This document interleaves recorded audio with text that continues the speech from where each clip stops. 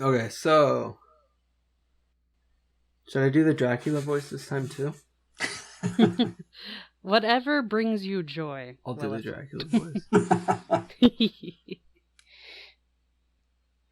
I just have to hype myself up short because it's an embarrassing voice. Okay, so hello, boys and girls. Hello, guys, gals, and non-binary pals. Welcome to the Rollout Halloween Special Part 2. Last time we left off, Johnny and Carla got chased by the Men in Black after a mysterious voice told them to run while they were investigating a spooky bridge. They ran off to their house. Carla's parents helped them finish off their Halloween costume, and Johnny got a little bit of a scary surprise with his. Hi, I'm Willis, the DM. This, as you can tell, is our Halloween special. I'm Willis, the DM, and I am here with Carlos. Hi, Yeah. I'm Carlos. For today's Halloween episode, I'll be playing Johnny. And, yeah. Johnny. Not much to say about him. And I'm also here with Sophie. Sophie, who are you playing today? I am playing Clara, who has more Tamagotchis than you and will let you know about every single one of them.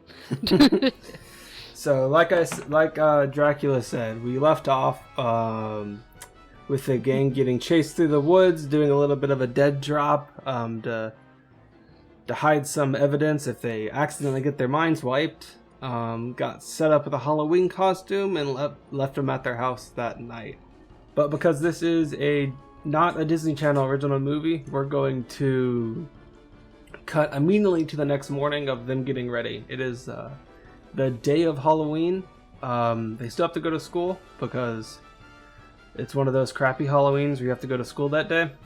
So what are y'all doing? What is your school morning like? I will set the stage by saying you just woke up, but it is 12 o'clock because it's a Disney movie and school doesn't start till 1.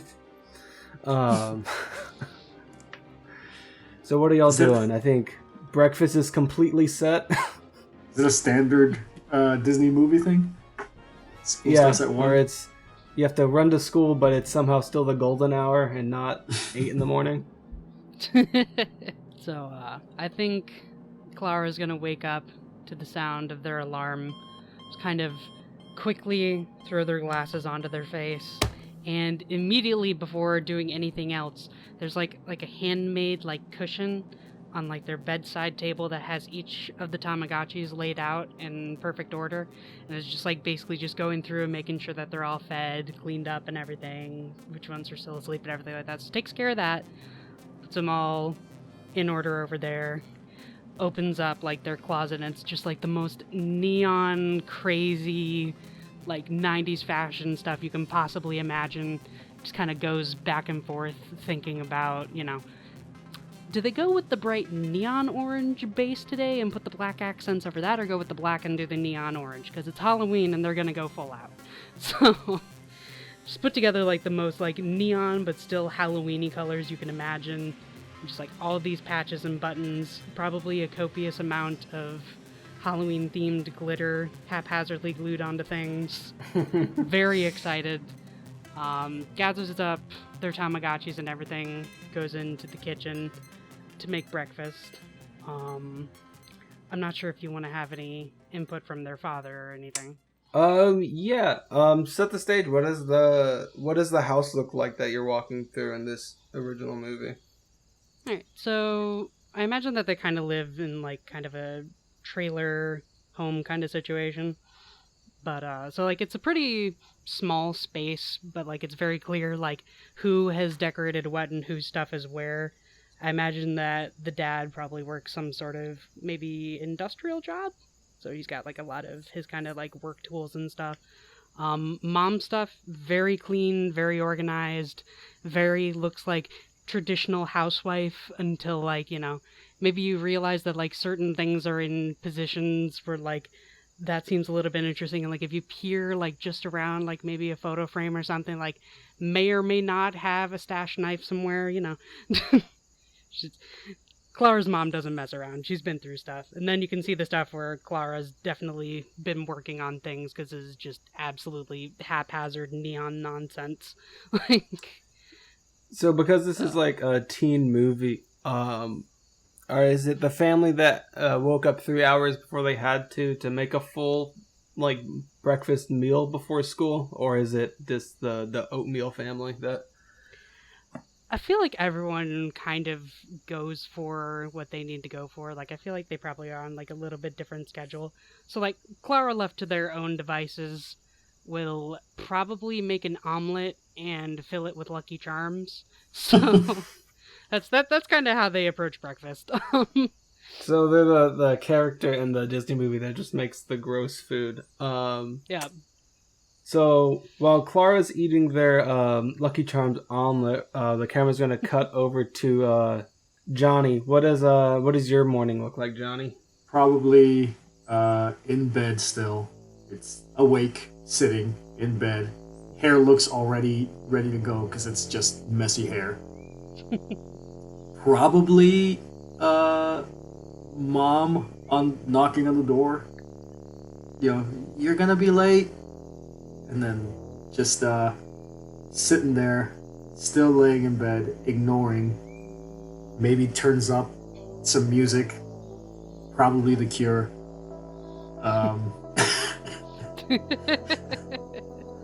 Depending on the day, I have a feeling that it would just be like Friday I'm in Love if it's Friday. But any other day it's just whatever. Whatever Cure song would be on. So while Johnny's like refusing to get up, I think his mom's knocking on the door saying, Johnny, you gotta wake up, Johnny. I made breakfast. I made your favorite eggs and bacon, Johnny. But there's someone at the door for you. They said they need to talk to you. They said it's about school. He's a man in a nice suit. He needs to talk to you, Johnny. Are you in trouble again, Johnny? Huh. How does one react to the G-Man at your door? That's a good question. Before we start, before we answer that, you have your premonition roll to do because Johnny gets a little vision of the future every day. Right. Do you want to get your dice roller out and roll me 2d6 plus your weird? And then maybe that will color how Johnny reacts to this. Though Johnny still knows about the previous night's vision, so he still knows about the they still know about the possible mind wipe. So you'll get something that's not that.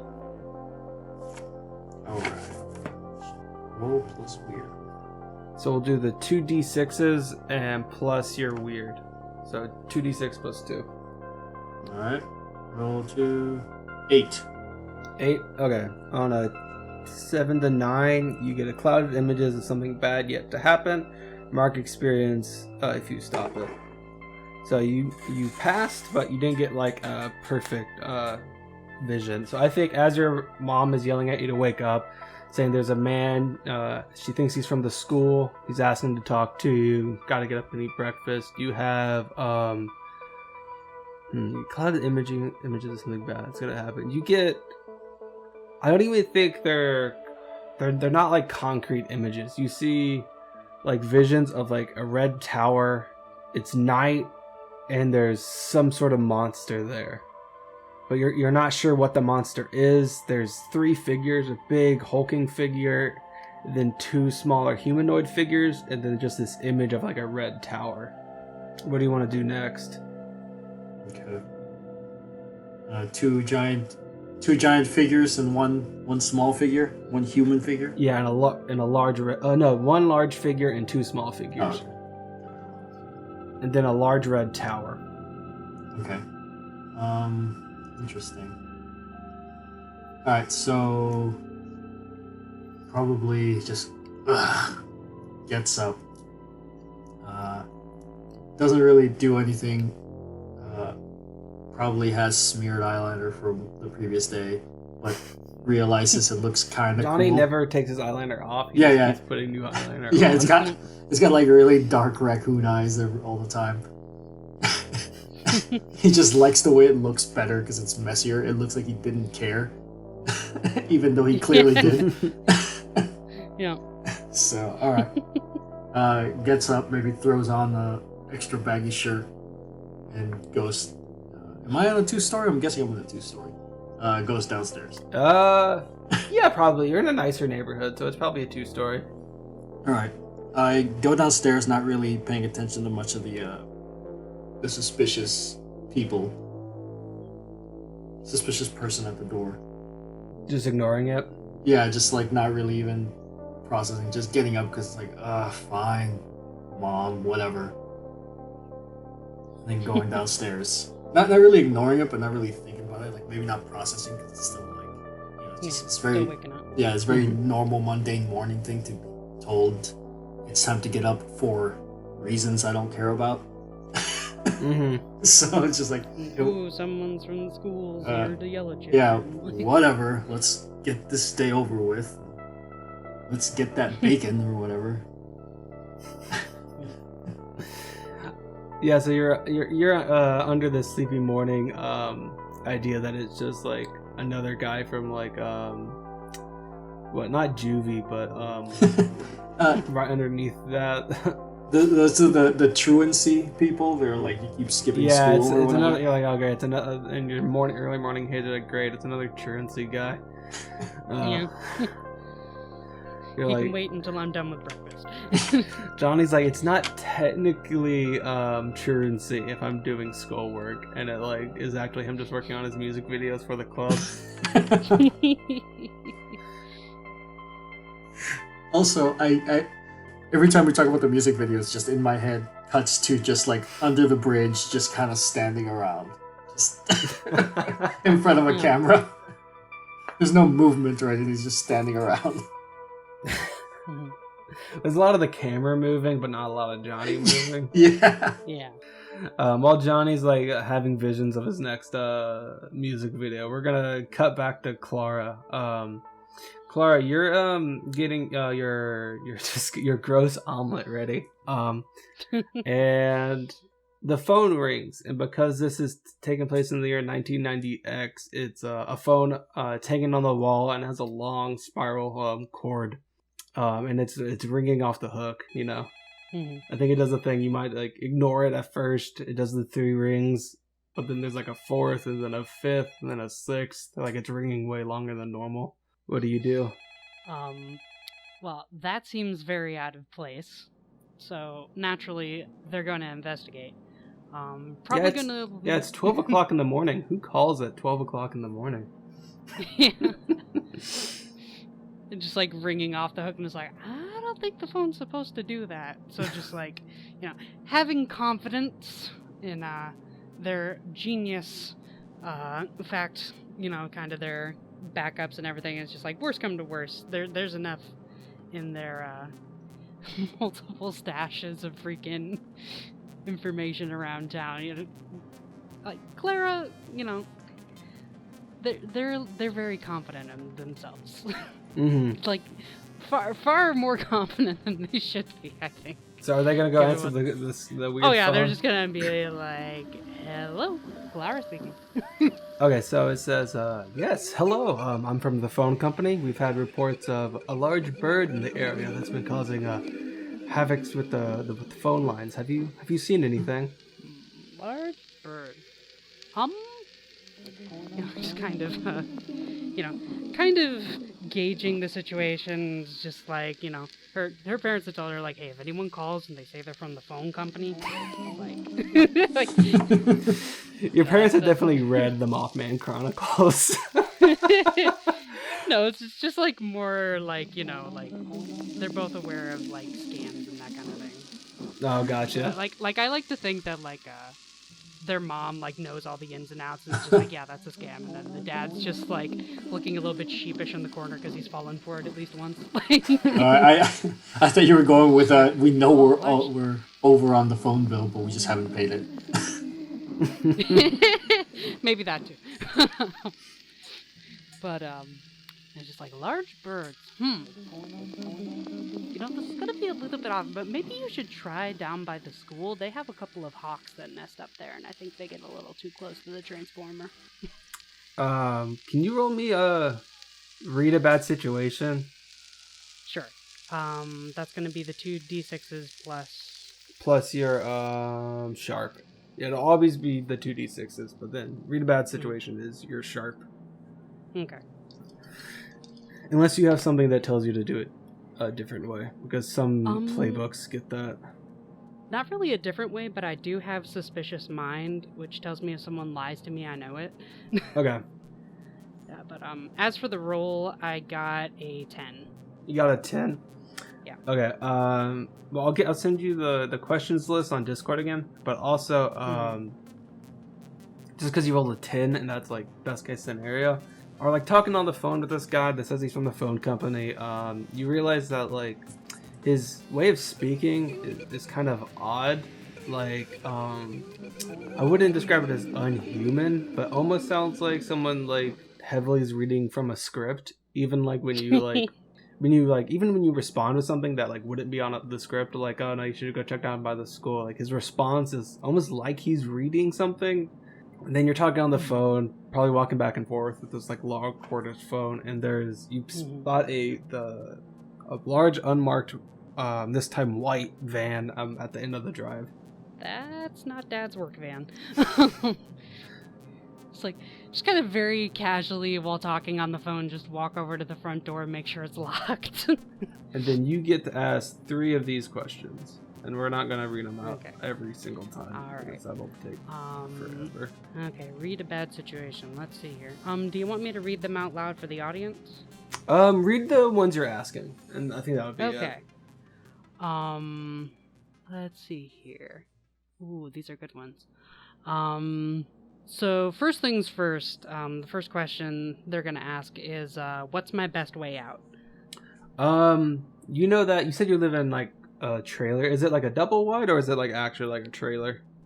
Probably a double wide. It's a nice trailer. You know that there's a route out like the back, like you go to your like small little chain link fence backyard, kind of through the woods, kind of back roading it. There's another route to the school that you've taken on. It's a little bit slower, but you've definitely taken like the more scenic route on some days, or there's just like, I don't know, some kids from school that you live in the neighborhood with that you don't necessarily want to talk to, or you don't want to take the bus that day, so you take this like slightly longer route, but like more scenic route. And you know, if you went through the back door to do that, you would avoid the white van.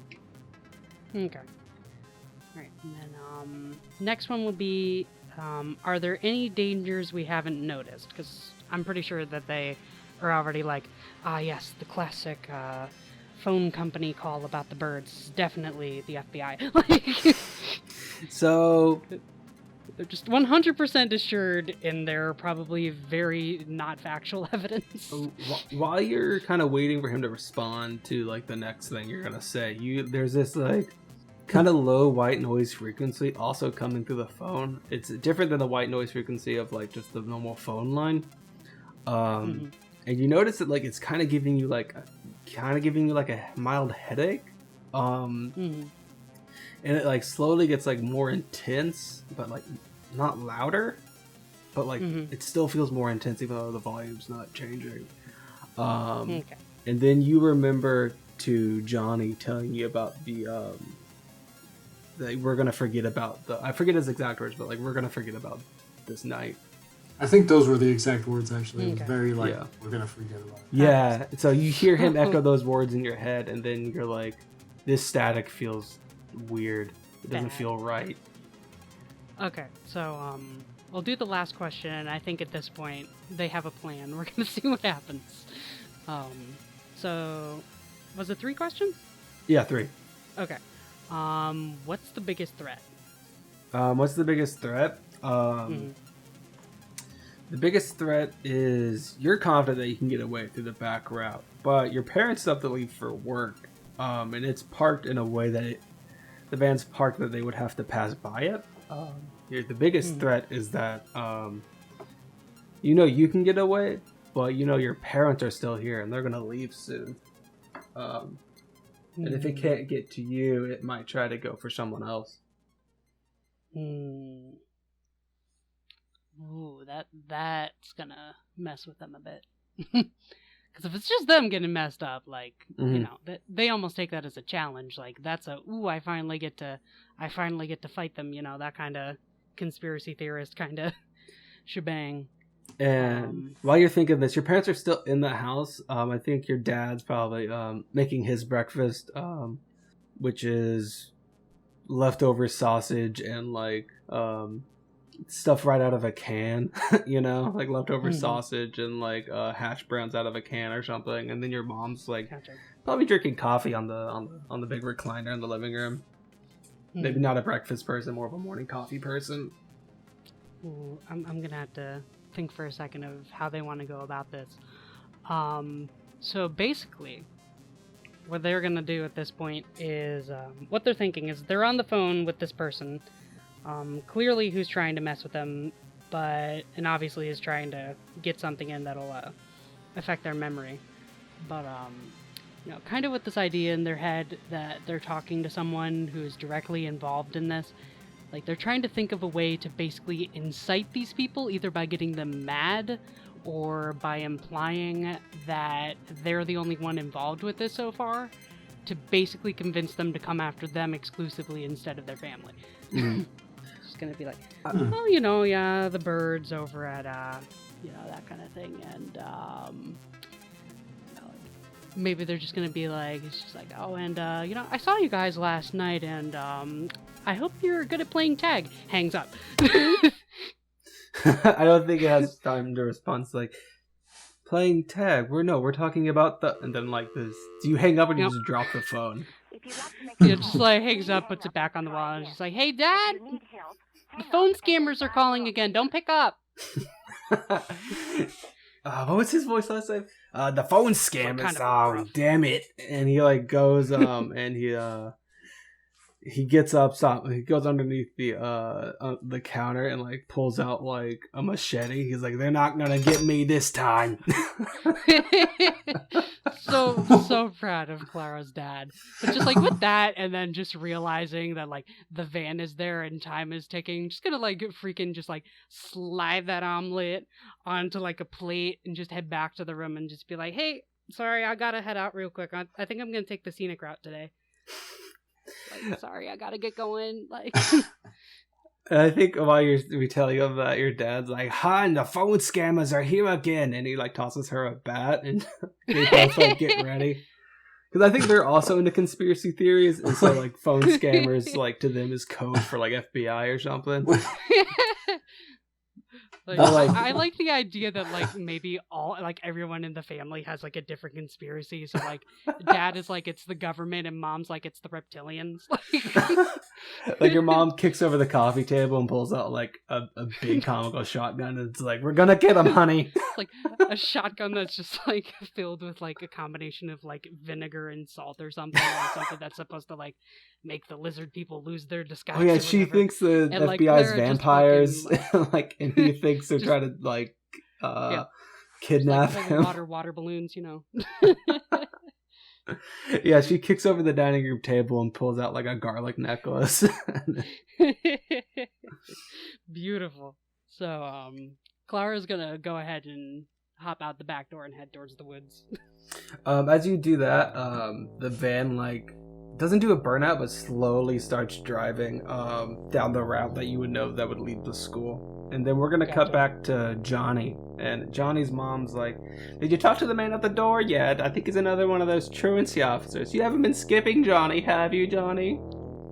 Am I in sight of Mother? Yeah. I think she's like following you around like helicopter mom. Okay.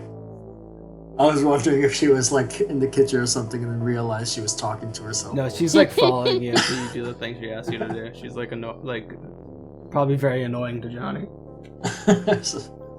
So no, Mom, I need to talk to some guy at the door. You should probably be more careful than to just let random people at the door near your teenage children. You should think sometimes. And he's just being, like a regular. So has Johnny put two and two together yet, or is he still in the fog? I was just thinking that as he's like trying to, I don't know what he's doing, insulting his mom's intelligence for not being more cautious Mhm. of strangers at the door, he starts realizing, like, oh, wait, I know I'm just being sassy, but I should probably be careful about strangers at the door, seeing what happened last night. He was like nagging his mom. He was like, "You shouldn't answer the stranger door, mom. Mom, seriously, don't answer the door." Like he goes from like nagging to immediately like concerned. Like, oh crap, it's real. So I feel like he does like worst case scenarios all the time, but as a form of like screwing with people or shocking people's like. And then all of a sudden, this time he was like, "Oh crap!" Like, oh shit, this one's no, real. it actually is. Yeah, this might be. I forgot we got chased by a creepy van last night by the G-men. I'm still processing that like Clara's family is also conspiracy theorists because like the way we had it last time was like, you know, Clara's like the weird one, and then like today it's just like, yeah, they're all a little bit, you know. I mean, the in their weird own one unique ways. either has like the most normal parents ever, or the parents are even weirder than them. And so, I think your mom looks normal, your dad doesn't, but they're both kind of freaks. Oh. Johnny, while you realize that this like what's happening, you coming back and like oh shit, I forgot about last night. Do a read a bad situation. So plus whatever your sharp is. Sharp and what?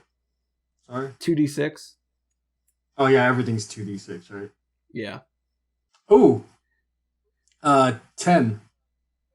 10? Oh, Yep. okay. Yeah, so you get asked 3 questions. It's the same questions as before. Okay. What if the questions are completely irrelevant? I just know the first one's like, what's my best way in?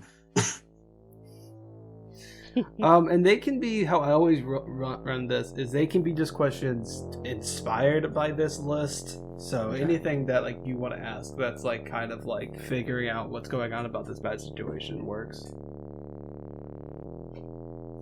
Okay, so going with the with realizing that maybe I should be more cautious. Let's go with Are there any dangers we haven't noticed?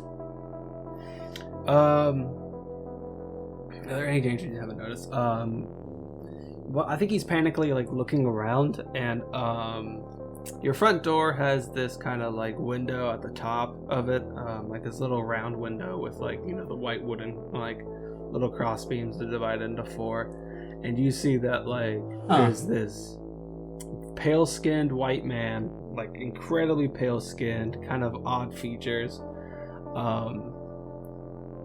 no eyebrows, with like a fedora on, like peeking through that. And then you also, from the same spot that you're looking at, you're like looking around and you see that someone's like walked behind the house too. Like you saw like the curtains move. So there's more than one of these guys here. And one's probably circled around the back of the house. Alright, and I got another question? Yeah, you get 2 more. Okay.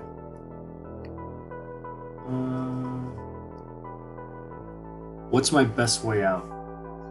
Your best way out, you have the back door, but someone's walked around that way. And then there's a guy waiting at the front.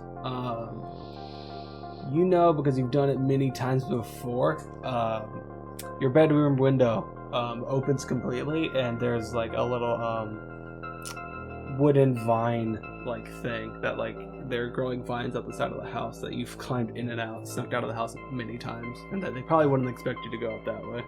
Alright, there's easily climbable, escapable, classic, was it Disney movie? Yeah. Yep. Escape plan. It's just, there's something by the Like a door. tree right outside the window, Right. vines, like... There's a convenient, definitely not a ladder, kind of ladder right outside your window. Okay, and what's the biggest threat? What's the biggest threat? Yeah. You remember the vision you had last night. And your words is, we're not going to remember this night. If you talk to these guys, you're going to get mind wiped.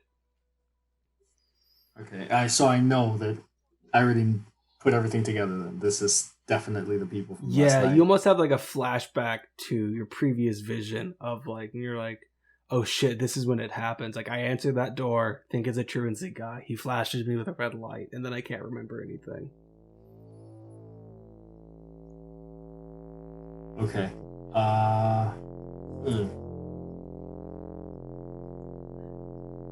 I'll try to make a run for upstairs and forgetting about Mom. Okay, so give me a. You're going to act under pressure. Okay. And so the normal roll 2d6 plus your cool.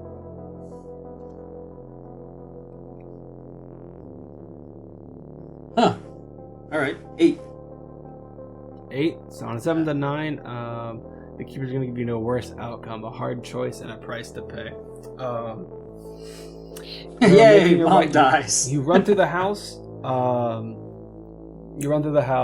Quickly, running past your mom, and she's like, "Johnny, where are you going?" I made eggs and bacon and oatmeal. I made oatmeal now. Oatmeal. Oatmeal doesn't matter, Mom. Life is meaningless. And you're running through your room. You quickly open the window, grab your backpack, jump out the window, and then you see that the guy at the front peeks around and sees what you're doing. Then he looks through the window again, and you know that he saw your mom, and he starts like twisting the doorknob really hard, and you hear like a crack, like he's with his physical strength has broken the lock on the door. So the price to pay is you can get away, but they're gonna break into the house and get your mom. Decisions. Also, question: whatever happened to the Halloween costumes? I mean, you're probably not taking it to school with you, right? I mean, I was thinking that Mom. Okay, I have an idea. I'll just. Yeah. I keep going. We just run away. You just keep running away. Yeah, we just run away. So you're leaving her behind. Yep. I got an idea. It should pan out. So what is Johnny thinking? Just so we don't. Oh no! This isn't. This is just me. Johnny's not thinking anything aside from like. They're gonna erase my memories, and I can't let that happen. And maybe thinking. Pretty much what I'm thinking is that the whatever memories that he has are important enough to like not compromise, and the worst, like I'm guessing what he's thinking is that they're just gonna erase her memory, and he's fine with that because she's probably just revert to being, regular, just like I don't know. I'm guessing he thinks there's nothing to erase there anyway. It's just the same. Yeah, the same crap every day. Sense. Just get up, do this, do that. It's like whatever. He hasn't told her anything that'd make it dangerous, so it's fine. Yeah. Okay, so I think you're running away. Are you taking the same route you always do to school, or are you taking the bus? What are you doing? I'm not sure if. No, never the bus. Somehow, always either. I'm thinking probably the norm is to walk sadly and slowly to school until Clara like speeds by a bicycle and offers a ride, and he reluctantly takes it. So I think that's what we cut to. I think we cut Clara's running through the woods. I'm actually going to give Clara the same act under pressure thing to see how far you get through this like kind of backwoods way to meet up with the normal route. So it's the 2d6 plus cool, right? Yeah. That would be a 9. A 9. And what moves did you take for the flake, right? Yeah, so I have See It All Fits Together, which you can use sharp instead of charm when you're manipulating someone. Okay. Suspicious Mind, if someone lies, you can tell. And then Net Friends, so like if they need to check something, they can contact someone. Okay. So just so we're using your moves, clearly, Suspicious Mind wasn't the phone company. I think Clara could have put that together without the move, but They know that it's not the phone company for sure. Yep. And then what was the act under pressure? 9. 9. Okay. 7 to 9. The keeper's gonna give you a worse outcome, but there's a price to pay.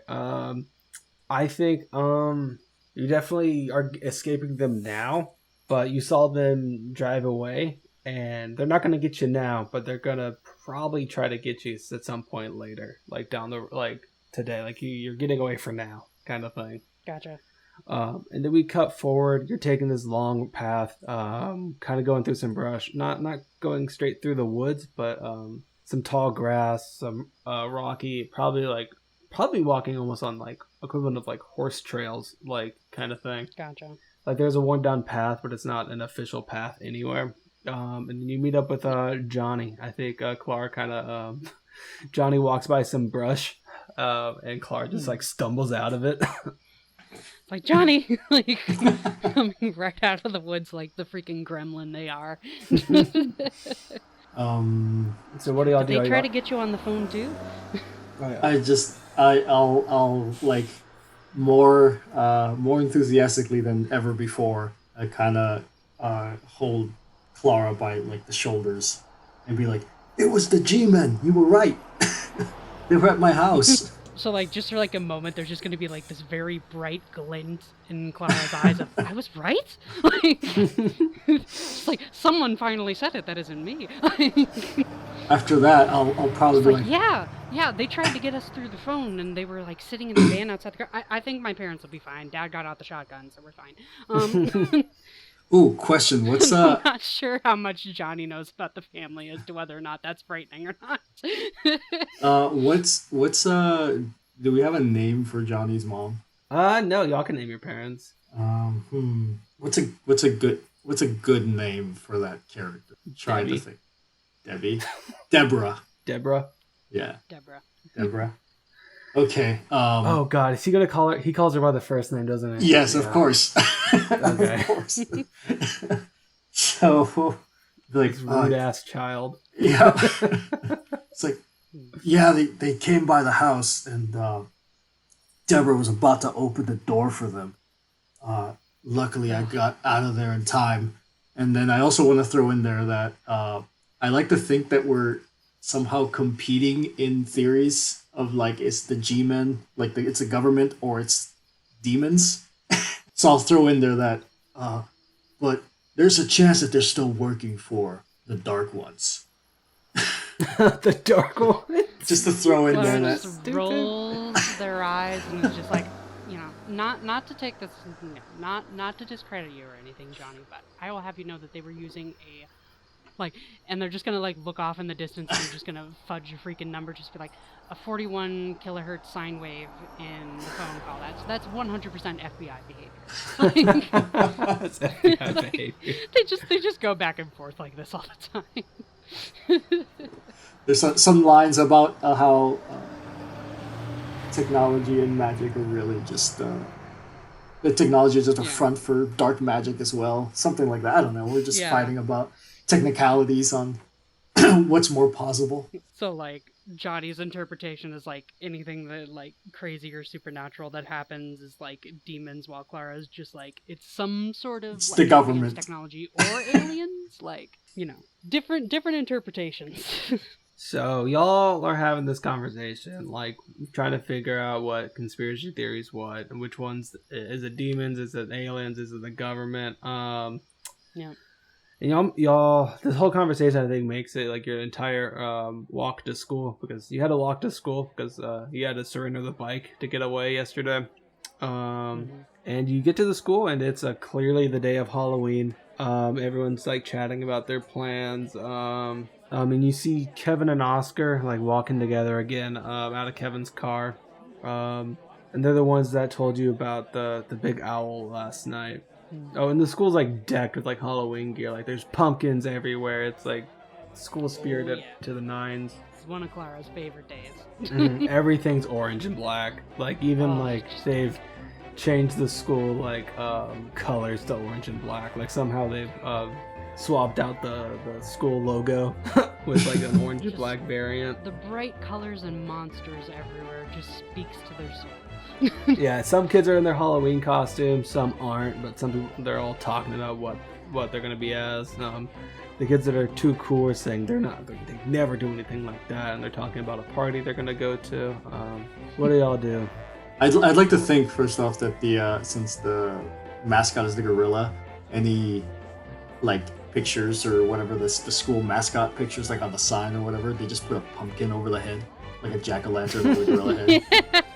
They'll just they have stickers. They just big brass gorilla statue, and it says a jack-o'-lantern on the gorilla head. statue. Yeah. Yeah. It's like a gorilla holding a flag, like on top of a rock.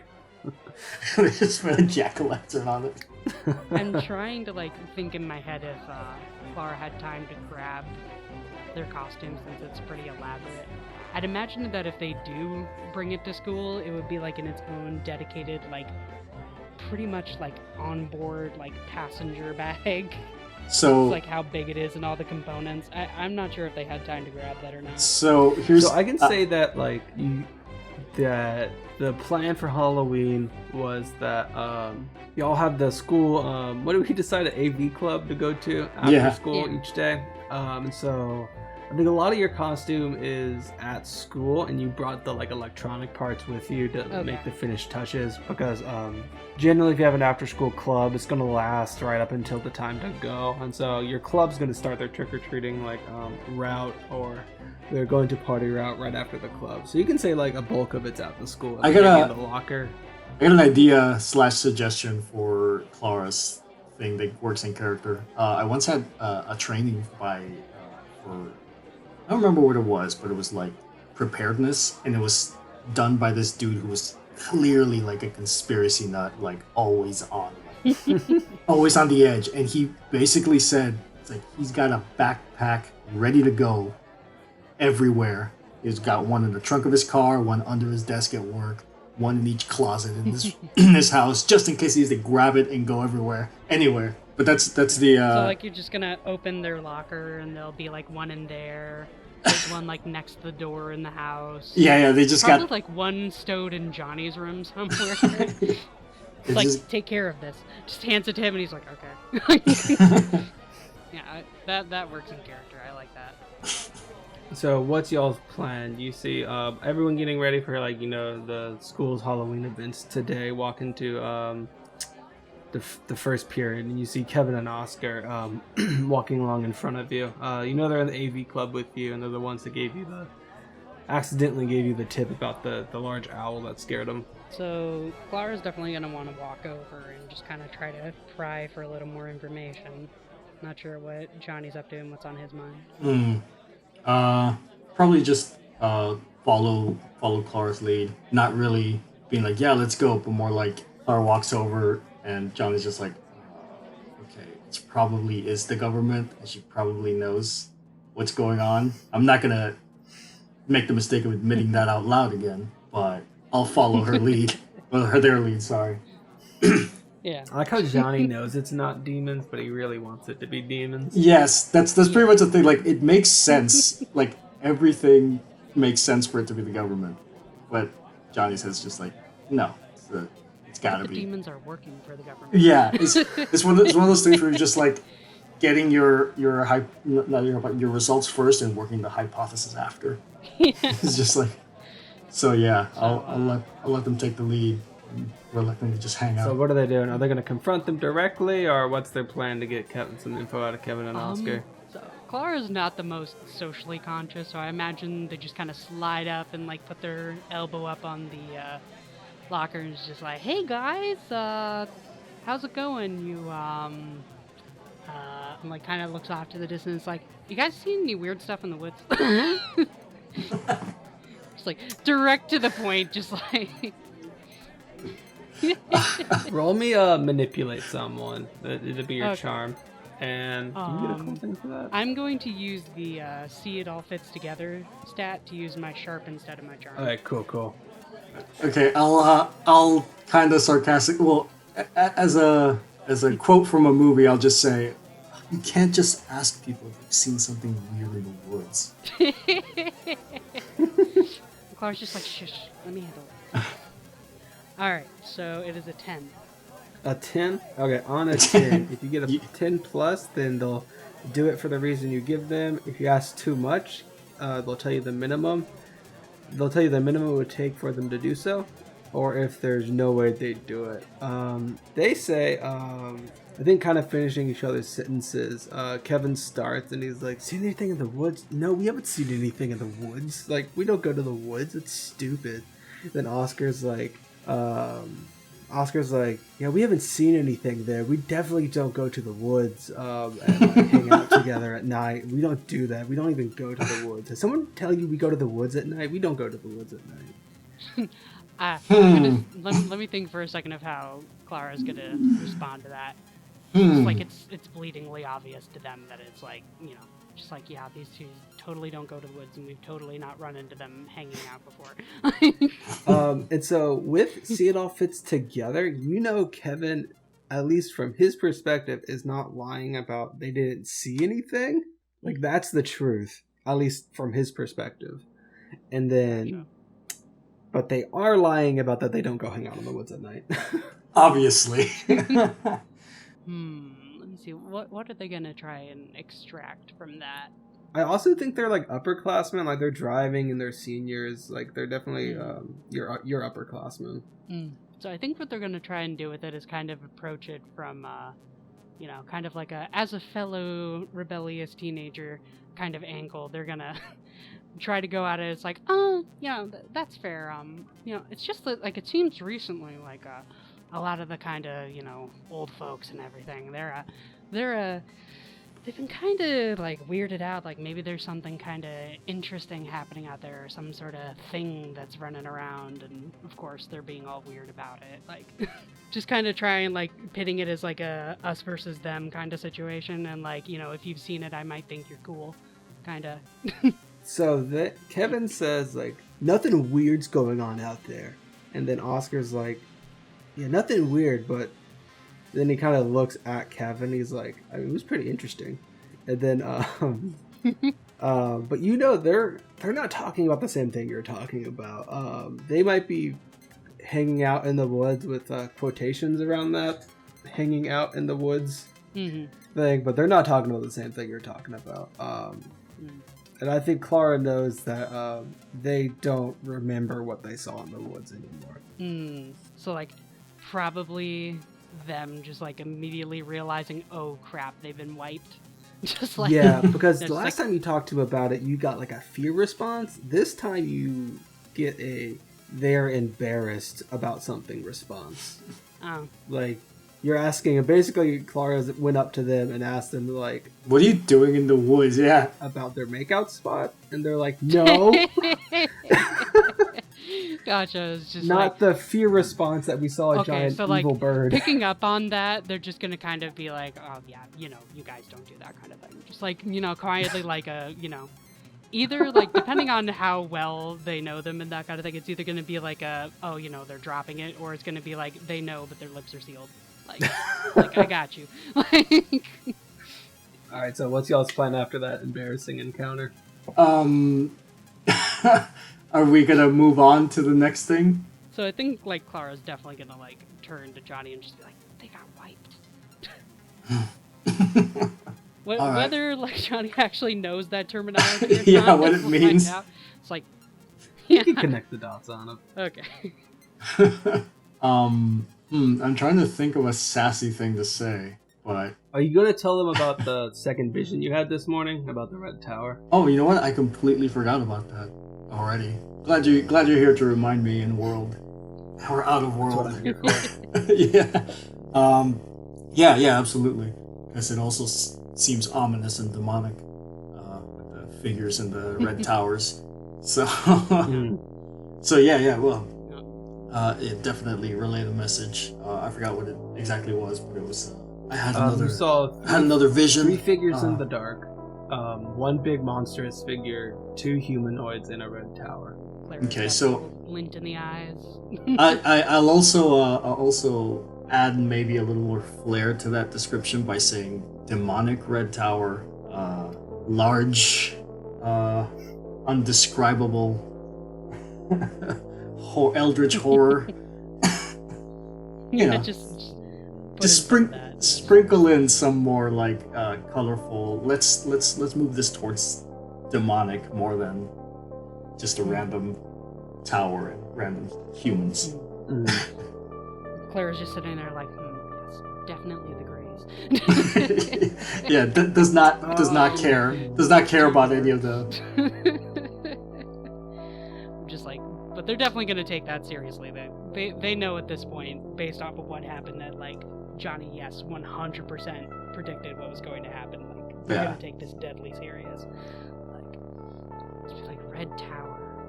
Like is there like a way to do like a wisdom check to find out if they know what that is? Yeah, I think this would be a good time to use your net friends skill. You can either look it up online. Basically make the equivalent of like looking it up online or texting one of your online friends in the area if they know about or not even in the area, texting one of your online friends on the message boards on what the Red Tower might be. Hold on, texting or class, and so you can definitely use like the library computer. no texting at this point. I imagine that they go down to like the computer lab and use the very crappy school internet. Like they skip a class just to like sit there and get it sent out. Yeah, if it's 1990X, you definitely have to go to the message boards on the school computer. Yep. All right, let me see here. On a 10 plus, they're available and helpful. 7, 9. Okay, so it's the 2d6s plus charm, right? Yeah. Okay. Let's see what happens. Ooh, a 4. A 4? Oh, shit. On a miss. On a miss, you burn some bridges. Oh, jeez. So who are you asking? So I imagine that they're on like a couple of paranormal and conspiracy boards. And I imagine that maybe, like, just completely accidentally, like, Red Tower is, like, code for something. And, like, a couple people now suspect them of being, like, you know, a rat. Someone's like, crap, it's the cops. And just, like, immediately blocks them. Like, oh, yeah, you get kicked off the forum because you're talking too much like a cop. Yeah, it's just like Red Tower's like code for something, or like there's some conspiracy where like that's like a phrase used between like the men in gray or whatever. Like, it's like, well, shoot, this one's been turned block. Yeah, you get one response and it's like, okay, cop, and then you can't log onto the website anymore. Gosh, dang it. Just like walks out of the computer lab with their head hung low, and it's just like, I forgot Red Tower is the one that the people who are worried about the owl bears are talking about. The owl bear. Just like something like that, or like the dogmen, or like the night walkers, like something like that. It's like there's like a ton of people on the board that all have a different, you know, interpretation of who's the one pulling the strings, and like it's accidentally tripped over that. Okay. Since we just burned a bridge there. Can I use hunches to see where our next step would take us? Like where to investigate or anything like that? I'm reading on. Yeah, let's see. Something somewhere that you aren't. Yeah, no, this will work because you can get kind of another premonition, but of a different location, it seems. Yeah, somewhere where we can go, maybe check out, investigate, get another info since our leads are drying up. Yeah, give me a sharp roll, so 2d6 plus your sharp. 10. Yeah, I like this roller better than. Yeah, I like this roller better than the dice roller from the other game. This one likes me. The Star Wars one always gets me. On a 10 plus, you knew where you needed to go, and just in time you get there. So, you're like thinking about like what this Red Tower could be. I think Clara's like on the computer in the library room, and you're like spinning around in this desk chair. And then you are like spinning around this desk chair. You're in the library, and you land on this like really cheesy poster hanging up in the library. It's like a poster advertising to like the younger kids, like the younger kids reading area. It has a bunch of farm animals on it, like birds and chickens and cows, horses, and then there's this wheat silo in the background of it, and you're like, Where are we gonna find a demonic, edgy red tower? And you're just staring at this poster, and you're like, "Oh shit!" And then you see the red silo, the red tower. And then as you connect those dots, you get another vision. And it's this large owl creature getting chased through the woods. Somehow you know it's last night. Like you're getting a vision of last night from someone else's perspective, and there's this big owl like flying through the woods. Like you can see it from like their perspective. You see these like long bird wings flapping in front of you, flying through the trees and flying upwards through the woods, and then landing on top of this wheat silo. That's like a nice hiding spot. This red tower. This demonic red tower with a demon that just landed on it. That's what you're telling me? Yeah, this demonic red tower. Well, if clearly an owl demon landed on it, it's demonic. Rusty red tower, like the color of spilt blood. that kind of thing. Just be like, definitely not a wheat silo. Definitely a demonic medieval tower. I'm starting to think Johnny has a weird what's his name, Don Quixote thing going on. It's just everything. He always wants it to be demons, and it's never demons. It's never demons. No. Again, a Mothman. Oh crap! Am I supposed to reveal that out loud and already? It's pretty strongly implied it's the Mothman. Okay. We already joked earlier in the episode that Clara's parents have read the Mothman prophecies. So. Oh yeah. Okay, yeah. I'm just thinking they know that who the phone company is. I'm just saying that a Mothman looks a lot like a demon to Johnny. To Johnny. So did Johnny pass the info about what the Red Tower actually is to Clara? Yeah, immediately. It's like that's the red. Yeah. Just the like red tower. Clara's it's here. Sitting there with like the band account message on the screen, and they're just so freaking sad. Like Johnny walks over and it's like, I had another vision. I saw this thing land on the tower, and just immediately just so perked up and ready to go, just like at just the right time. Just rescued their mood. like, so we have a heading. Like where would there be like a grain site? Like they just immediately like start searching like for the local like they go on the like City Hall website and are looking for like a map of the town, just like trying to figure out where the heck it would be. I don't think you have to roll for that. You have some time to just like search around on the web, and you find out that there's a large wheat farm in the area. It's owned by, like, you're doing some research on it. You're like, oh, I know what this is. That's the old farmer that doesn't want anyone on his property.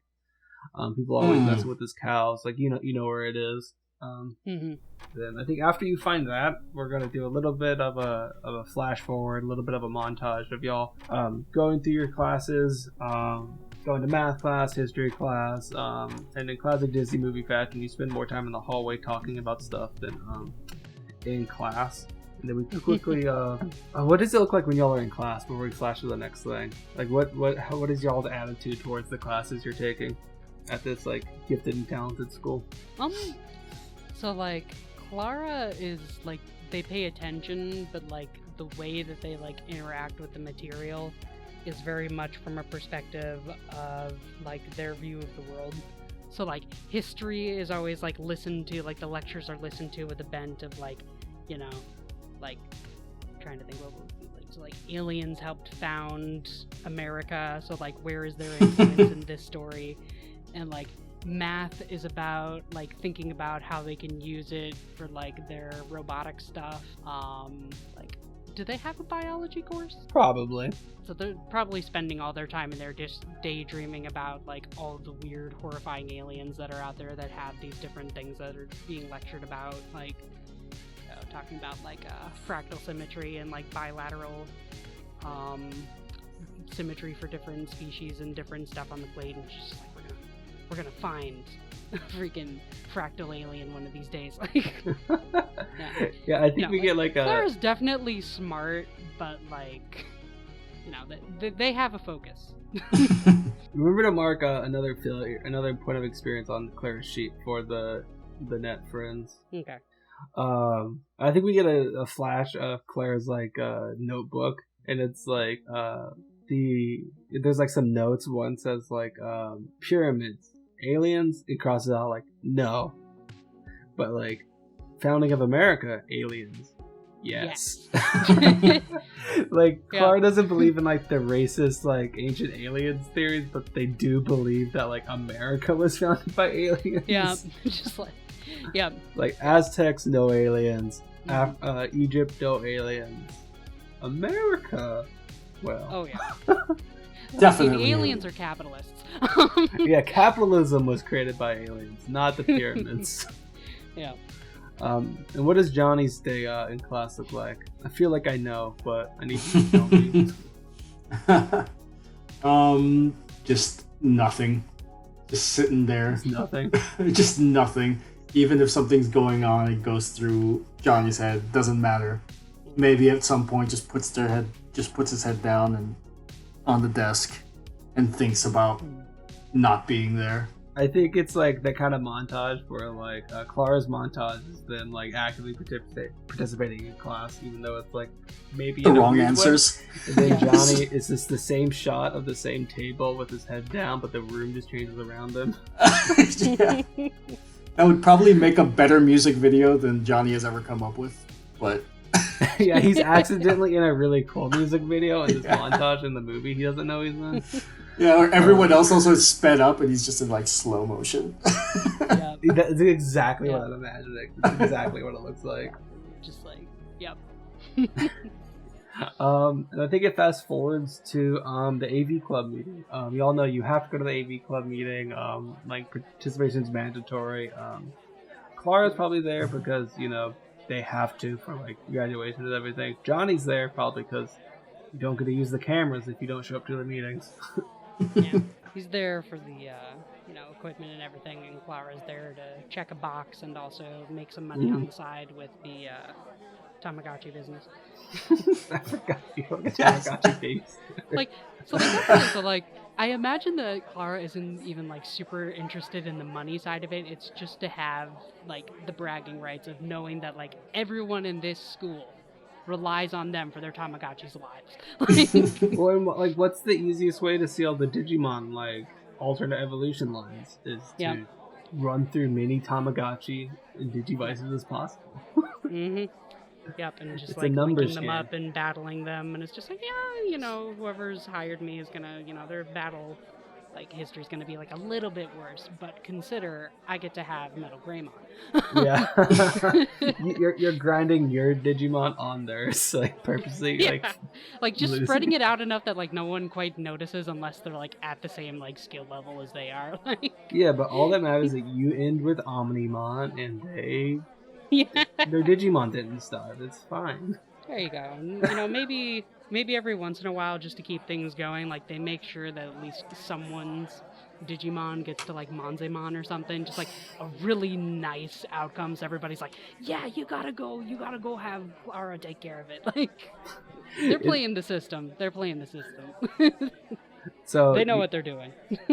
Y'all are sitting through this meeting, kind of, I think, listening to everyone's like plans. The meeting goes as normal, but you get to that point of the meeting, just like last night, where it's technically wrapped up, but no one's left yet. Some kids are changing into their Halloween costumes and slowly leaving, trickling out through there to leave early to hit up the good houses. Some kids are like in huddles to go get ready to go to the Halloween party or whatever. Whatever the cool kids do. And what was her name? I think Chelsea. It's like, okay guys, meeting's over. We're ending a little bit early today, but I know everyone has some big plans. Remember, get your parents to check out all the candy before you eat anything. And don't do anything I wouldn't do. And everyone rolls their eyes. Even the ones who like her. Yeah. And then, so what's y'all's plan? So like, my immediate instinct was to be mean at whatever her name was again. Chelsea. Yeah. Oh yeah, and Chelsea says, and Johnny, your mom dropped something off for you. She said, you needed it for tonight, and she's has this big Looks like a businessman would drop his suits off in the dry cleaners, like the big bag with the hook. Big bag, yeah. And Johnny knows what's in there. Yeah, and then she unzips it. It's like, Johnny, your mom left this for you. He's like, no, wait, and it just like comes out, and it's just like, oh no. I actually like the rivalry that has blossomed between those two. Yeah. And it cuts back to y'all.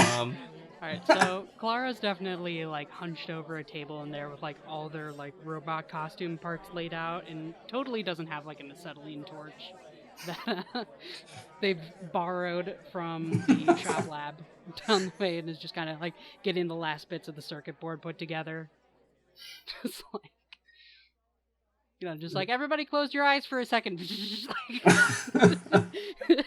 Not even that. I feel like they're the kind of person that would have like eye protection, but not put him down over their face and just like weld with it on the forehead. Just like halfway, like has like the shield down and everything, and it's just kind of like looking at it, and like maybe like one of the parts is skewed, and it's just like, and just like flips it up to like get a better look at it, and then puts it back down.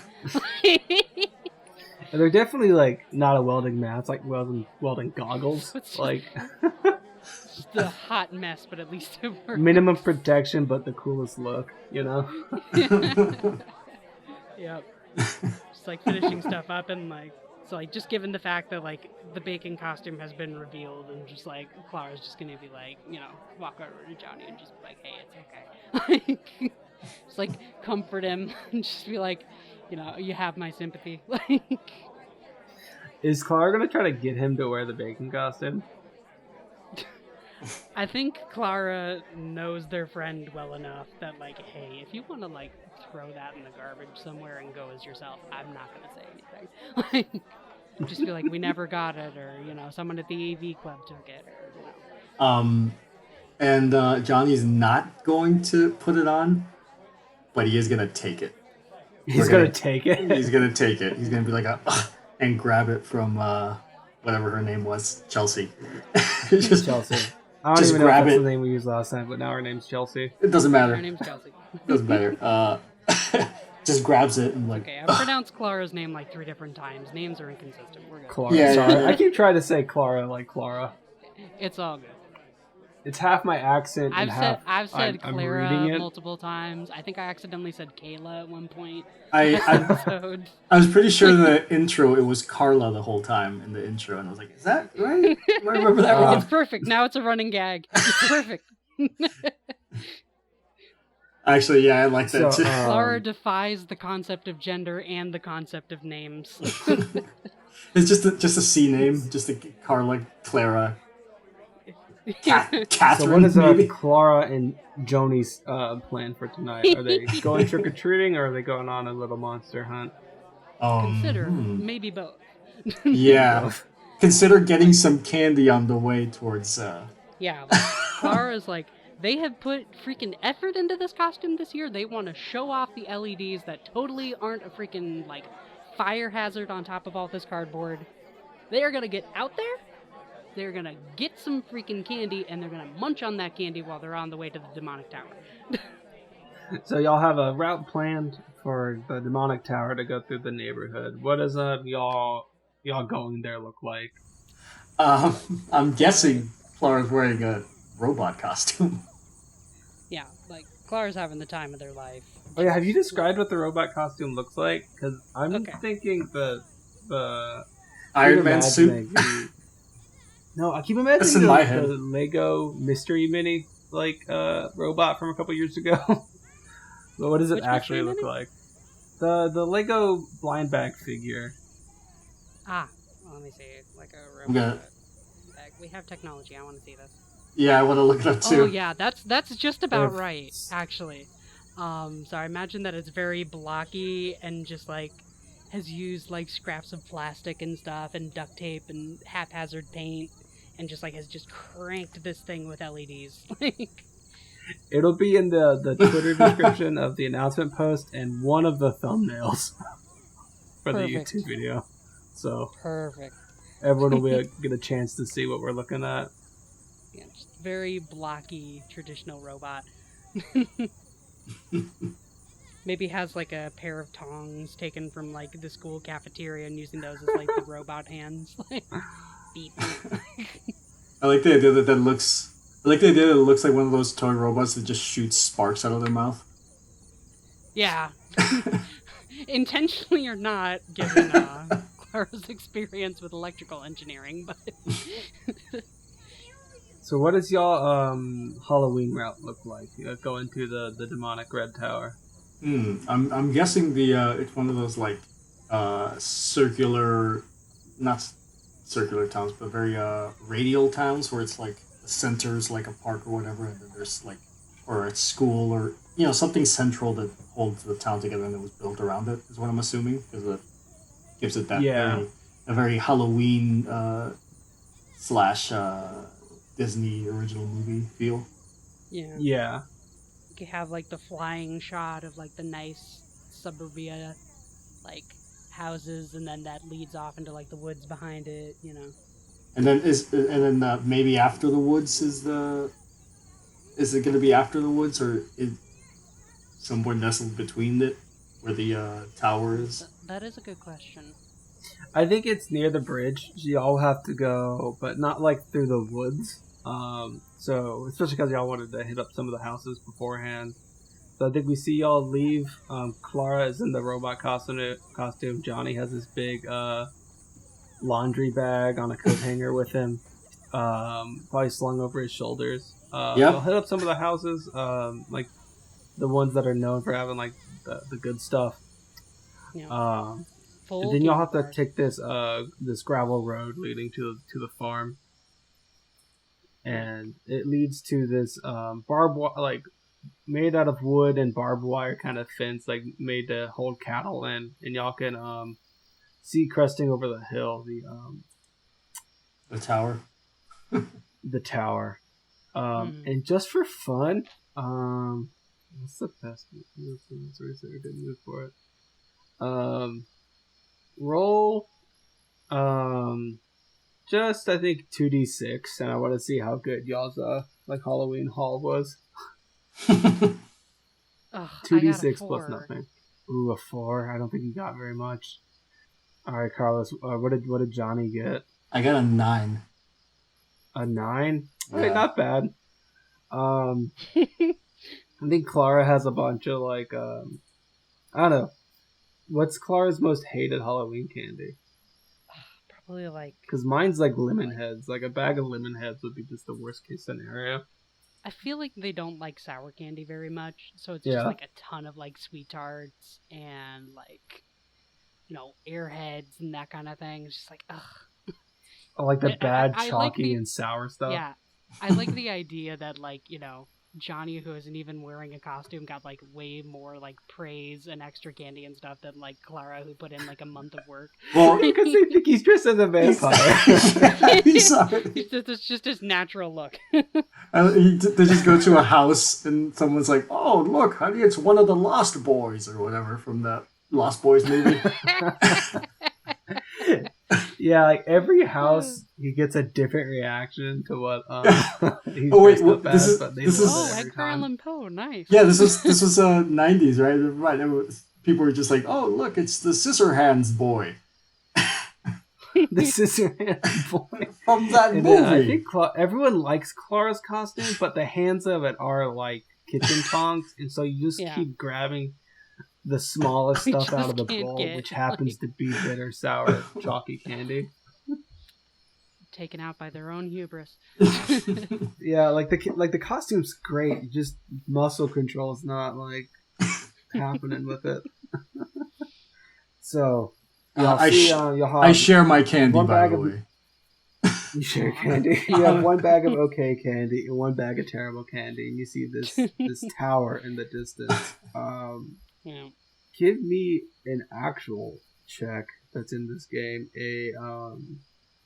You can either do investigate a mystery, which is plus sharp, or read a bad situation, which is also plus sharp. Just tell me if it's investigating a mystery or a bad situation. I think it's going to be investigate a bad situation for. Right. Clara. So- Just because, like, as much as this has been fun and everything like that, the Men in Black were at their house this morning. So is it investigate a And Johnny has situation had- or read a bad situation? Or investigate a mystery or investigate a... Investigate a bad situation. Like, they're already assuming that there's going to be either Men in Black here or a monster that they're going to have to kind of... Sorry, my dyslexia is getting really bad. It's investigate a mystery or read a bad situation. Read a bad situation. Read a bad situation. Okay, so roll yours first. Read a bad situation. 2d6 plus your sharp. Ooh, 13.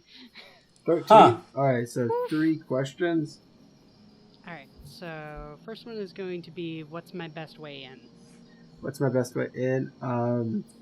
If you follow the dirt road, you would eventually get closer to the red tower. But you also know if you go straight through the field, if you go straight through the field, whatever's there is going to see you coming, but also no one's going to be able to get the jump on you. So there's this route through the field that you might get spotted by the farmer, but you also are going to know if the van tries to sneak up on you. And then there's the other way in, which would be the farmer's not going to see you, but it might be a little bit easier for the van to catch you. Gotcha. Alright, so I'm looking at the list here. What's the biggest threat? What's the biggest threat? You know that the weather, the temperature's dropping. You notice the temperature's dropping. And in the same way, like this bone-chilling colder than it should be way, where that's right before the owl monster from before showed up. Nah. This one's just kind of more as they're getting closer to this and realizing that, like, stuff is gonna go down. What's most vulnerable to me? What's most vulnerable to me? I would say y'all, like, you're going to be put in the most danger through this. Like, you got this owl monster you don't know anything about, and then the Men in Black that are probably going to show up. Yeah. Alright. Do we want to do Johnny's before we do any, like, in-character discussion or anything? Yeah. And I also think what's most vulnerable to me, that might also be asking, like, what you could do some damage to. And I think Clara would know, like, just, like, basic conspiracy theory knowledge that the Men in Black kind of have this unnatural human strength. But, they're not really good with handling, unexpected, like, moves. Like, they generally have a poor understanding of how humans act, and they act like they've been taught to act like people, not like they know these things are natural. Like, they don't have a natural gaining of this knowledge. They have almost like, they've been taught in like the same way you as a person have been taught a way a dog acts, kind of thing. So you would know what's most vulnerable to you is kind of, if you run into them, acting quick and acted like unexpectedly. Like, don't give them time to like think about the scenario. Gotcha. Just gonna try to cover both possible readings of that question. Gotcha. So they know it's gonna be like a act under pressure kind of situation. Yeah, it's you don't want to give these things time to think. Yeah. If you're gonna do it if they show up and you're gonna attack them, you better do that quick. If you show up and you're gonna run, you better run quick, kind of thing. Don't give them time to think. Gotcha. And then Johnny, are you going to read a bad situation or investigate a mystery? What's the read a bad situations? What's the difference on them? They're both using sharp. It's like a different set of questions. Yeah. Oh, yeah. I'll show you the questions for investigate a mystery. I like that, like, Clara just has complete confidence in the fact that, like, they left their family behind, knowing that if anyone tries anything, both of their parents are just gonna freaking like the men in black are gonna like be trying to drag their mother away, and like mom's just gonna freaking pour holy water in their face and freaking like get out the taser. Like, Okay. So I put the investigative mystery questions in the chat. Yeah, I see. Yeah, that. we flash back to Clara's parents' house. They have trick-or-treaters coming. Your mom's putting like a clove of garlic in each bag. And your dad's like doing the like fingers up to the eyes, fingers back at you to like every adult man that walks by the house. He's like, he's the one who's you. actually giving the candy. Yeah. There's probably some poor men in black in like the backyard that has like a broken ankle now. Like, oh yeah, they definitely beat the shit out of one of them, and then there's like a salt ring around the property. So is it bad situation or is it a mystery? Probably a mystery. Investigate a mystery. All right, so 2d6 plus your shot. No, I already rolled it earlier. Okay, what you get? I got 12. A 12? Nice. Okay, you get 2 questions off the list. What are we? Oh, I guess it's what sort of creature is this? What sort of creature is this? I don't know if that refers to the actual creature or the situation as a creature. So you're looking around. What sort of creature is this? I think as you're thinking that, the temperature drops to this like bone chilling level again, just like last time, right before the creature contacted you. You get this whisper in your head that's like, I'm not, and it's saying, it's the creature talking to you. It's like, I'm not from here. Like, I just want to go home. I guess that answers my second question. What's your second question? What was it going to do? And I guess the answer is go home. Do you want that to be your second question? Because that would be a different answer too. Oh, okay, yeah, that was gonna be my second. I think Johnny's like accidentally talking to this thing with like telepathy, which is with his like magic powers. Even though you don't have the telepathy trait, I don't think you're not doing it controllably. It's like it's tapping into you and not the other way around. And what's it going to do? It's saying that like I just want to go home. I'm not from here. But they keep following me. They won't give me the time to get away. I just need to get away from them. As in referring to the Men in Black. Got it. And then oh yeah, those are your 2 questions, right? So yep. What is it going to do, and what kind of creature? What sort of creature is it? Does he get a third? No, not on investigative mystery, but I also think Okay. Since it's talking in your head, and he's like, well, are you responding to it after it tells you those things? That I'm not from here, and I'm just trying to get away. No, I think it's just more of a listening, because it's not like I still think it's not like I can communicate as much as like I can hear someone's thoughts.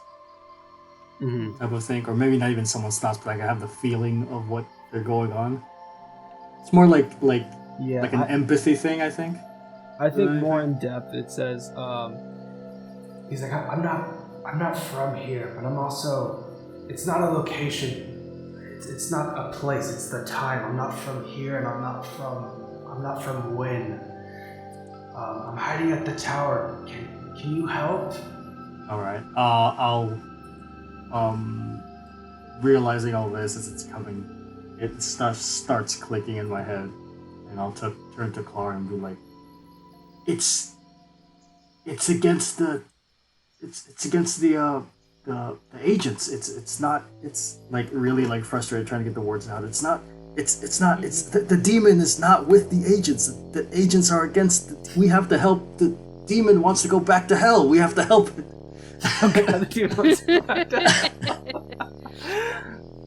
And Clara's just gonna like he's up like yep. It's like he's tortured. He's like us. He's like It's like us. So like Clara, knowing Johnny, knowing their friend very well, knows that like what he's trying to communicate is just like, this thing needs help, it's alone and afraid, which hey, feelings that they both feel in the society that they live in. So they're just like, very calmly just like lifts up the edge of the robot suit and is just very, very casually taking off bits of it, knowing that there's going to be some running involved here. And it's just like, well, I guess we're gonna help them out then, aren't we? I kind of like this change of thing where Johnny's more like oh my god, I know what this is, and I identify with it. It's also a misunderstood creature of the night that's being harassed by an overbearing authority figure, and also a demon figure. I also like how he still thinks it's demons. It's like, gotta be. He's so not. That's right. his context. That's where he's coming from. I mean, it makes sense to bring up a controversial movie, just like the Justice League movie, where it's like Steppenwolf is an alien, but technically Apocalypse is hell. So. So are y'all walking towards the red tower to help this thing out? I think Clara's gonna pull Johnny aside and be like, okay, so we definitely have to get over there, and we have to, like, get near this thing. Like, they're gonna communicate, like, what they were kind of thinking about before. It's like, we can take one route that will get this way or that way, and the other one will keep the agents off of their tail. I think at this point, they're gonna try and convince him to take the one through the field, just because at this point, the agents are the threat and not the monster. Mm-hmm. Like, you'd rather see him coming than to be a surprise. Okay, so as y'all approach, y'all kind of climb through this barbed wire fence. It's kind of like a loosely held together one. It's not really meant to keep people out, but to keep farm animals in, and they don't need much convincing not to run into a barbed wire fence. So it's pretty easy just to bend the wires on the other up hand, and walk through. gladly. Yeah. And as y'all get closer and closer walking through this field, y'all kind of leave a trail, almost like a corn circle, walking through this tall grass, this tall wheat. As you get closer and closer, the temperature drops. It's getting that bone-chilling cold the closer you're getting to the tower. You have to pass through a couple rows of the fences, a couple rows of just like small lines of trees, not quite of woods, but like a couple yards of tree, and then it's back to field again. Clara, you notice that the closer you get, I know the answer to this question, but you have your Tamagotchis on you, right? Yep. Their screens start like flickering. They glow bright, and then they don't glow, and then they glow bright, and then they don't glow. Like random sound like files are like getting triggered from them. I like the idea with the glow because at this point there are no Tamagotchis that have a backlit screen, but there are a lot of them that have like a glow in the dark casing. So I like the idea that those ones are just being like photoactive, like off and on. Yeah, so they're glow in the dark. Like the ones that glow in the dark are like glowing really bright and then dimming down. Glowing really bright, almost like a black light shining on them. Yeah. And when you look at them, they're like flipping randomly through the animations. Yeah. Some of the animations that you haven't even like seen the animations. Like it's weird. It's like there's like, like some of them like can, like, trigger the like fly. I'm getting scared animation. Some that like trigger the fight animation and stuff like that. And then there's these other like emotional ones that you haven't seen before. That's definitely gonna freak them out because they know how these things work inside and out. Like, and then, like, but Johnny feels like the equivalent, but it's not his Tamagotchi's freaking out. Because he has a secret Tamagotchi, probably. being friends with Clara, like he's definitely been given one, and he'll be like, "Yeah, okay." But then, like later on, like he's actually playing with it. Like he has the black Agumon Tamagotchi. It's only at home in his room when he's supposed to be brooding. He's just like actually playing or feeding us. You have this like mental feeling that like it's the equivalent of like someone's watching you. That feeling that everyone gets that like someone's watching them, but like way stronger. Like you're getting closer to something. You don't know what, but you're getting closer to something. What do y'all do while these things are happening? So, Clara's definitely going to assume at this point that the bad feeling that they're getting is the Men in Black. Completely whether or not it's actually the case is just that kind of thing, and probably go to reach for their modified Nerf gun. Just have that ready to go. Just yank it out of the bag and just put it on a little clip on the opposite side from all the Tamagotchi keychains. Just expecting some trouble. And then what's Johnny doing?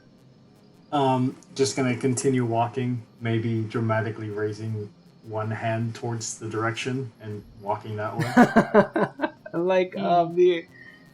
What's her name in Stranger Things? Yeah. Yeah. Like in the Godzilla movie, how she's 11. raising her hand to Godzilla. So with Nerf gun drawn and magic hand raised, they'll approach the quote demonic tower. There's this hole in the top of it that looks like probably wind damage, that the part of the metal got ripped up. And as you look closely, there's 2 large glowing orbs coming from the big hole in the top of it. What do you want to do?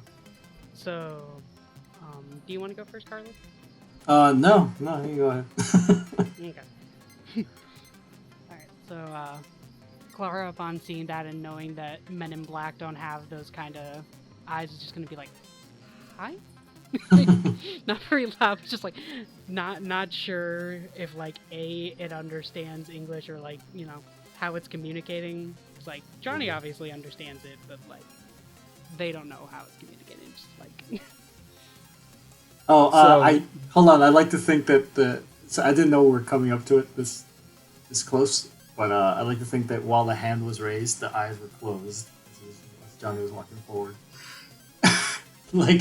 Yeah, so y'all approach the base of the tower, and you see that there's these big glowing red eyes in the top of it. Clara reaches out and says hello. Johnny's reaching out physically with his hand. Clara, you don't hear anything, but you hear Johnny hears you say hello, and then Johnny hears a in his head. And then the creature steps out of the tower, and in a quick blur, you can barely see it move on how fast it moves, comes down and lands in front of you. And it's this giant white owl is standing in front of you. I will post a picture in the Discord, and I already know what it is. I'll say, Sophie, you describe what it looks like. Still waiting for Discord to catch up on my... Yes! Okay, so, for those of you at home who are toy and Transformers aficionados, it is the Transmetal 2 Prowl, which is basically this giant white owl with these bright teal green metal components on the wings that also have these red gems in the center. And the chest is also made of the same material, and the head has a friggin' it's got a big crest like a great horned owl, but that's also made of the metal. Has a big red orb on top of it, and one of the eyes is also a red Terminator style one. I'm so excited, you have no idea. So as it's standing in front of you, its eyes are glowing bright red. There's a light glow on the orbs on the top of the head and the wings and the chest. And it says, I don't believe you can hear me in this form. For some reason the other one can. And it looks to Johnny. And so far, Clara, you haven't heard anything. It's just silence. Standing there, this thing's just looking at them, and they're And it says, one moment. And its body starts to shift and rearrange itself until Clara's just gonna jump back 5 feet. You could say transforming into something else. Now, Carlos, will you describe the next picture? Well, I think I'll just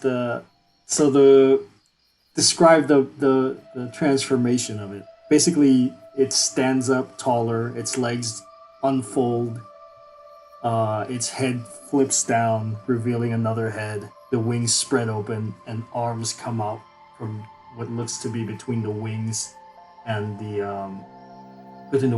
chest to form a more humanoid but winged creature. With still obviously the same color scheme. The main difference is it's standing up as a human with wings. And then it speaks again, and it says, I believe you'll be able to hear me in this form. and then Clara, you're hearing it normally talking in this whisper voice. Johnny, you're hearing it twice. You hear it inside your head, and then there's an echo of it actually saying the words out loud. You can assume that you're hearing the thoughts of it forming the sentence, and then a slight delay of it actually saying the sentence out loud. And it says, My name is Prowl. I'm not from here. I'm not from this place, and I'm not from this time. There was an accident, and I ended up here.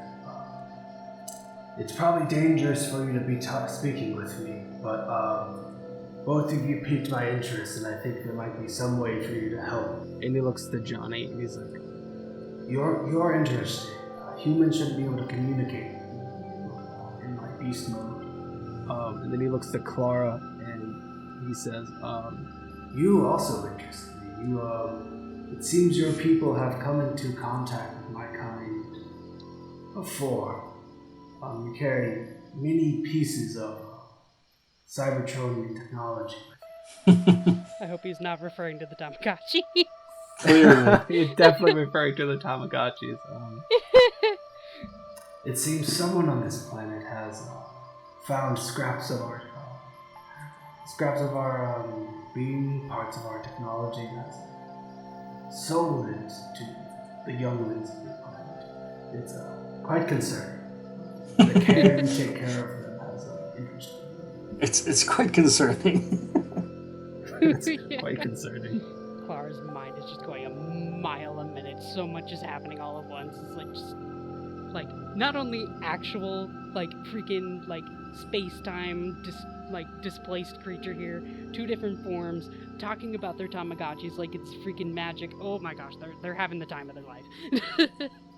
He says, I appreciate you taking care of them the way you do. I guess you could see them as almost like our young ones. and then gestures to your Tamagotchi. I am sorry for putting you in so much danger. The men in black, they chased me since I've arrived. I don't know if you'll be able to get me back home or anything, but I think you're the best suited to do it. Clara What do y'all puffs do? up their chest. Like, you betcha, we're gonna help you out. What does Johnny think about this? Well, I'm not Johnny, but myself. I'm still thinking about the implications of having Tamagotchi built out of possible remnants of bodies, and Like the idea visuals or that something. I'm just thinking the idea of like since you guys keep talking about Digimon, Digimon, and how they're actually alive in the world and they're sentient beings, and now I'm wondering about sparks trapped in Tamagotchis that you have to take care of. Hey, all I can say is I like Digimon Tamers, even though apparently the writer's a shithead. Tamers. I heard about that. Yeah.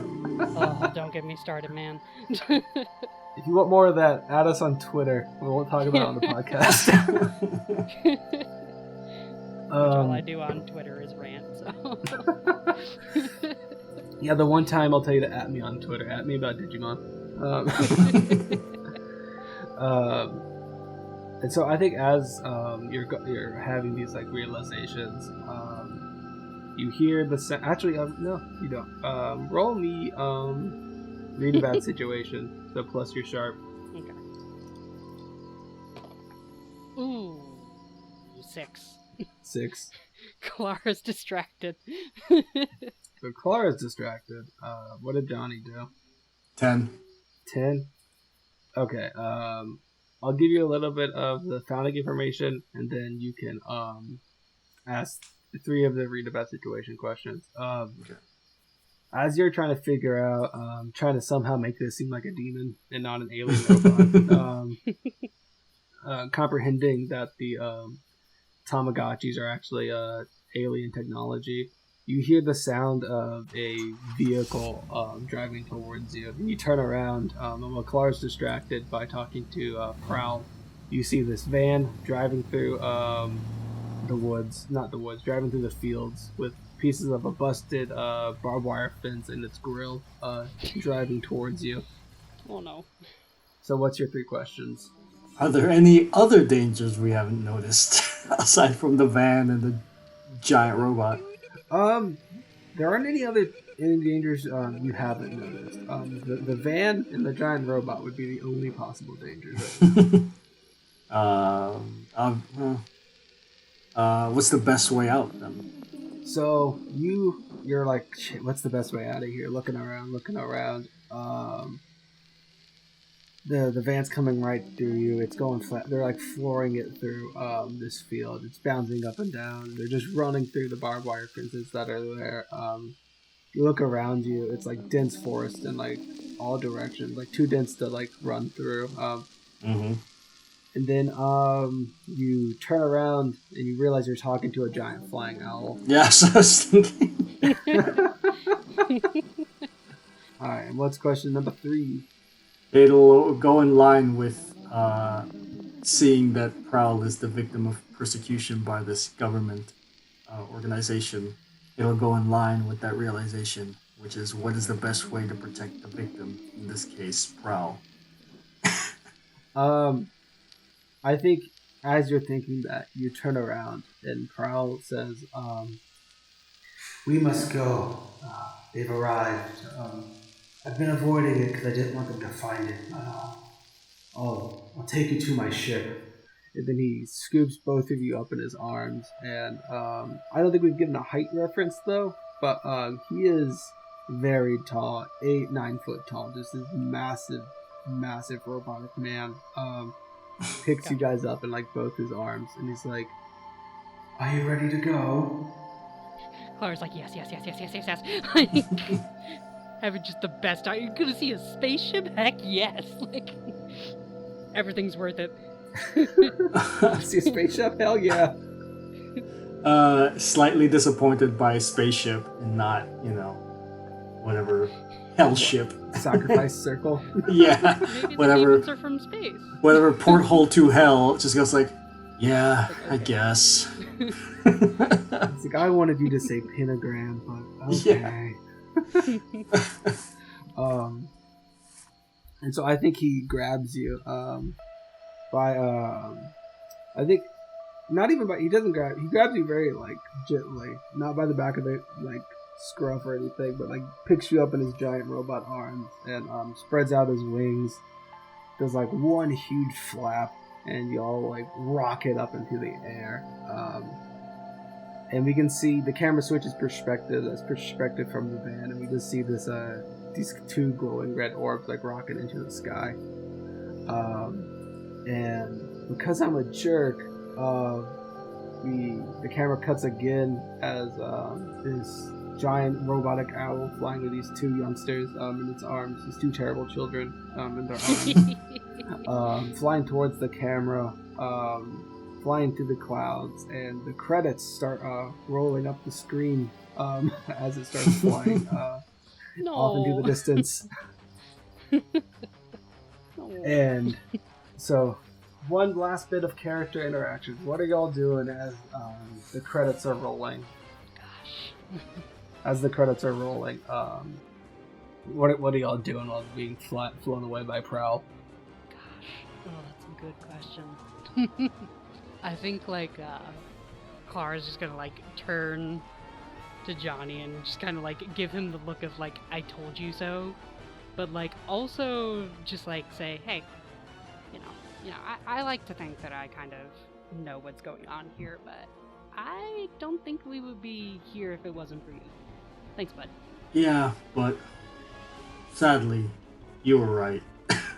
And then while saying that you were right and kind of like giving up the little rivalry thing for a second, just kind of notices that they're flying with a giant robot alien, and that Clara's really like excited and happy about it. And just Johnny just smiles and enjoys the moment. Just for a moment, we get the Johnny edge smile. is dulled. Also, I'd like to point out, because there is no such thing, there is no ambiguous happy ending without chance of something going wrong. I no longer have the bacon costume with me that I had. Oh no. It was left down there by the base of the tower. Oh no. He dropped it. This is truly the saddest ending. That we never saw Johnny. It's gonna be held for ransom by the Men in Black. Well, the true saddest thing is we never got to see Johnny wear it. We'll never get that fan art now. Well, I had a Wink, plan. wink, nudge, nudge, everyone. I had a plan to see if we ever went back to see what happened to the mom, of putting it on as a badge of I don't know, as like so she gets to see you in it, but no one else does. yeah. So, but I like this ending better. As Johnny's edgy facade cracks for just a moment, the credits are rolling up the screen, and then they clear off. You get to see the producer's name. Don't know who that is. But orange text like fades onto the screen, and all it says is in a creepy font is "See you again next year." Question mark. Let's see. Question mark. Yeah, then question mark. See you again next year.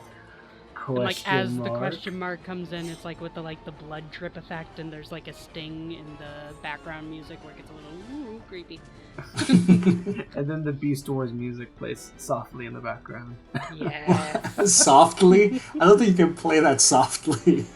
Just off in the distance, you hear just the I know, it's like distortion guitar and screaming plays softly.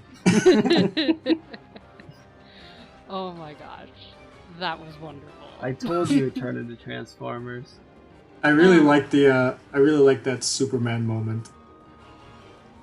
That they're just flying, and I don't know, like you guys ever saw that the Superman movie, the Chris Donner one, where the Chris Reeve one, the big, Richard Donner. Yeah, there's a 0 part to 90, There's a part where Superman's flying with Lois, and she starts in her mind just reciting poetry. Aww. It's really cheesy, but it's very fun. It reminded me of this. That's why it has a cheesy ending. Blame Superman for it. Yeah.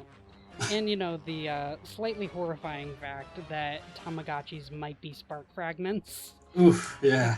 I'm wondering if they work similar to gem shards in Steven Universe. Yeah, that's what I was thinking that too. Oh no.